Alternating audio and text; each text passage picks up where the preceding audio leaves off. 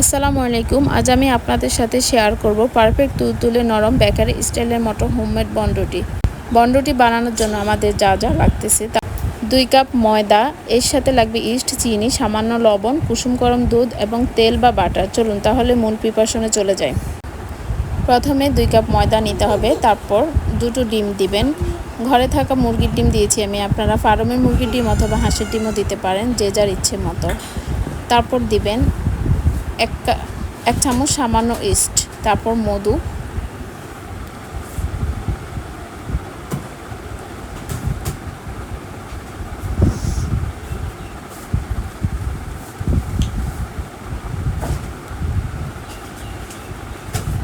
এবার দিবেন ঘরে রান্না করা তেল 2 চামচ পরিমাণ। আমি এখানে 1 চামচ দিয়েছি যেহেতু এটা বড় চামচ।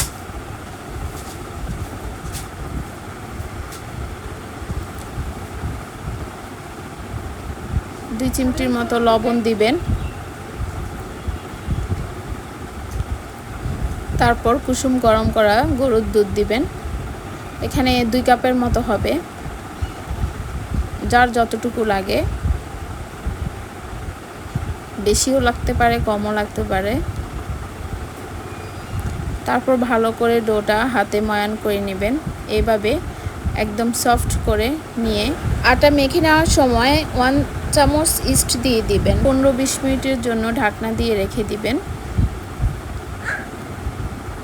এতে ডোটা আরও বেশি সফট হবে। তারপর আবার নিয়ে এভাবে হাতে কিছুক্ষণ ময়ান করে নেবেন। ডোটা যত সফট হবে আপনার রুটিটাও তত সফট হবে। তারপর এভাবে লেচি করে কেটে নেবেন। সবগুলা একই মাপে নেবেন,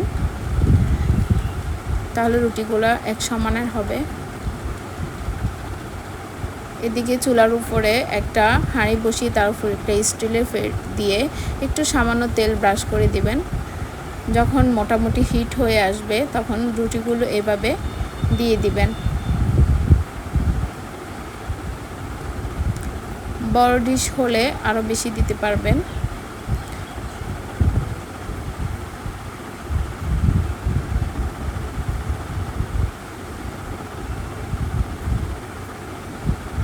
কিছুক্ষণ পর এপিট ওপিট করে দিবেন, না হলে সমানভাবে হবে না। একটু ব্রাউন কালার হলে আবার এপিট করে দিবেন।